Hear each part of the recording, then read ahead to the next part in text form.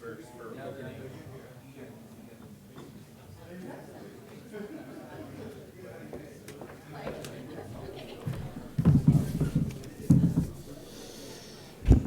Good morning.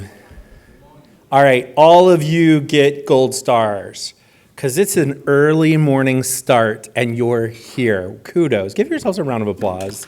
You deserve it.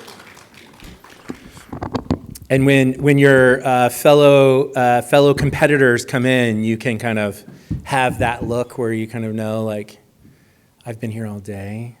I am ready for tomorrow's pitch competition already. You can just have that kind of mental fortitude.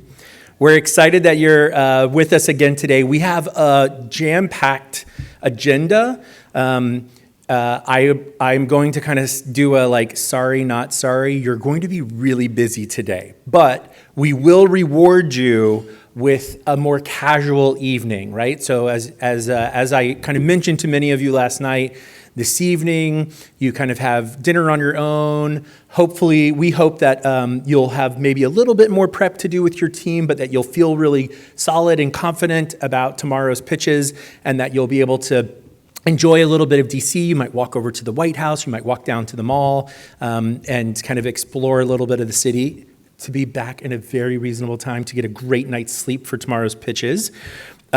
If, as you're thinking about how you might want to enjoy the city, if you have questions about, if you're looking for a very specific culinary experience, like bin chili bowl hot dogs or a specific nationality or something like that, please let our team know. We love to talk about food. We do it a lot at our office. And so if we can be helpful in pointing you towards recommendations, we're happy to do that, and we hope that you get to enjoy some of that.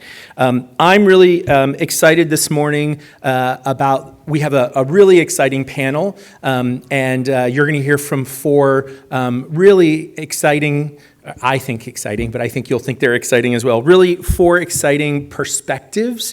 One from the National Science Foundation, one from Coppin State University, one from the United Negro College Fund, or UNCF, and from Microsoft. So you're really getting a broad gambit of experiences this morning in our plenary. We're really, really pleased that our panelists have joined us in these early hours before they go on to a full day of work, no doubt themselves.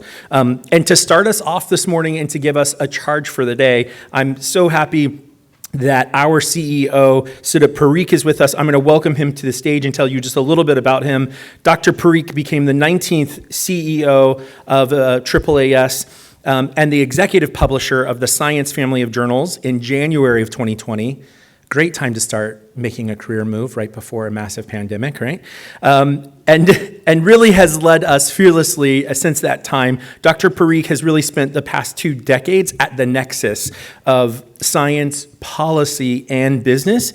And what normally you don't hear in his bio, but what I'm happy to share with you all this morning, Dr. Parikh is actually the son of Indian immigrants who worked in the textile and furniture manufacturing plants of North Carolina. You'll hear as he gets up here a I think, really beautiful North Carolina drawl that will come out.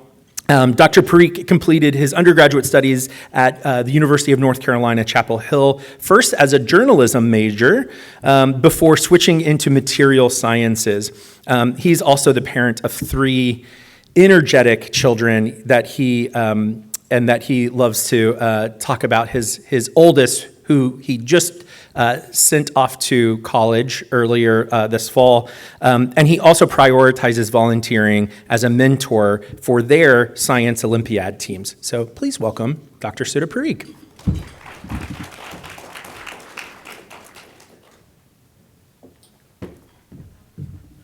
Good morning, everybody.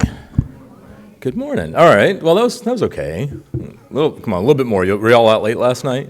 Good morning, everybody. Good morning. Okay, that's better. That's better. Now, since I know that some of us were out so late they're not here yet, let's find out who is here.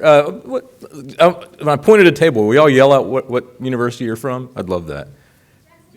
Jackson State. Morgan. A&T. North Carolina A&T. All right. This one. North Carolina A&T. The back. All right, that one. Venture well, all right. That's great. That's not a university, but we love you anyway. SBA. Oh, that's important. Here. South Carolina State. Sorry. Philander Smith. Great to see y'all. I'm sorry? Alabama A&M. Another A&T. All right. You guys aren't students. Morehouse. All right. Good to see you. Good to see y'all. Good to see everybody here. I love that because I love the fact that I've seen in the course of having been the welcoming speaker in 2022, some of your teams here before, and seeing the quality of what was presented and what was competed, and that was amazing. But I got to tell you, a long time ago, I got a piece of advice, and I'm going to share it with you, and this is really important, okay? A mentor of mine, she said, if you're ever given the opportunity to open a meeting and to present to people before they're going to do important things or where they're going to learn important things, then you've got a responsibility because you're taking their time. And your responsibility is you got to be profound because you are taking the time of smart people before they do important things.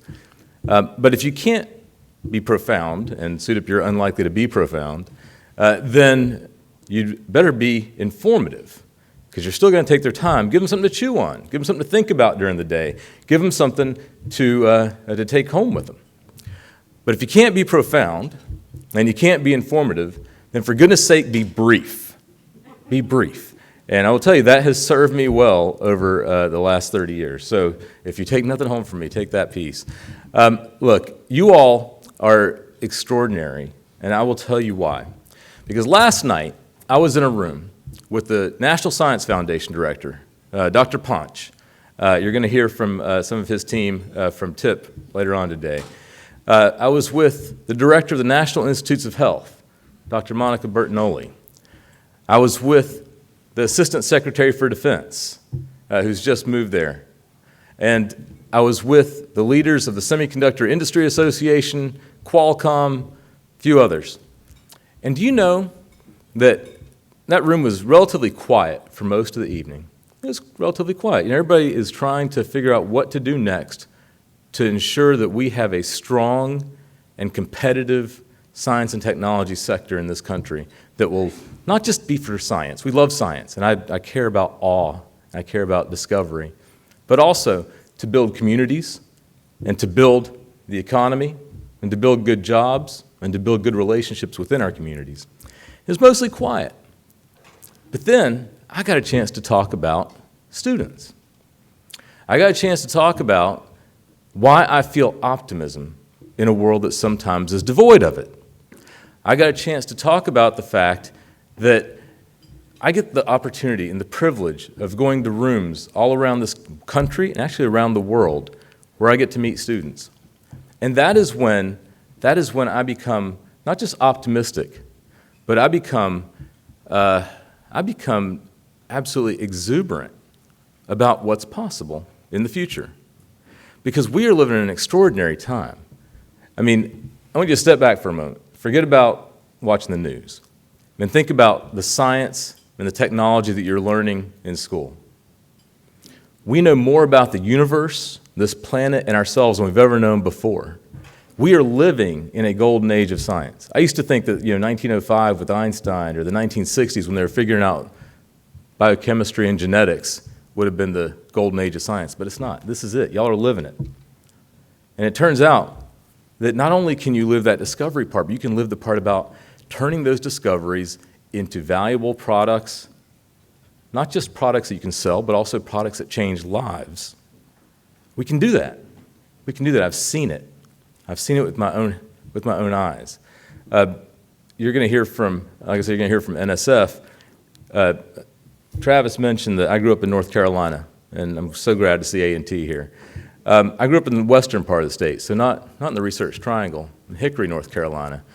And in that part of the state, my parents worked in textile factories. So what that means is that you're making socks. There's these machines that work on looms, and they slowly print out a sock, basically. And my mom's job was to make sure that machine ran overnight. She worked third shift. And you know what? It was a good living. It was a good living, and it provided me with a safe and comfortable home and the opportunity for education. But one of the challenges has been is that industry has moved away. It's moved away. And it's been very hard to replace it in the western part of North Carolina. But what there is, and what I see coming, is this idea that it's not just about the science that is looking at the stars, and I can wax eloquently about the stars, but it's also about building relationships in those communities and developing research and technology that drives the textile industry in western North Carolina. So the National Science Foundation doesn't just have programs to build telescopes that are 30 meters wide and can see the black hole at the center of our galaxy. They also have programs that are building the textile industry in the western part of North Carolina. And what that means is, how do we build fibers that are sustainable? How do we ensure that we can replace firemen wear these outfits that are repellent of water and of liquids that are flammable? That's really important, right? Because firefighters, we want them protected from gasoline when it comes out of something in a fire. And that was done with PFAS. PFAS is a chemical that has been very important in manufacturing, but it turns out is very bad in the water. And so it's bad for us in the environment. So we've got to get that out of our textile products. But when you do that, firefighters can no longer have the best protection that they could have in a fire. So we have to bridge that gap. We got to have firefighting protection that is both protective and the best that can be, because we want them to survive whenever somebody's running toward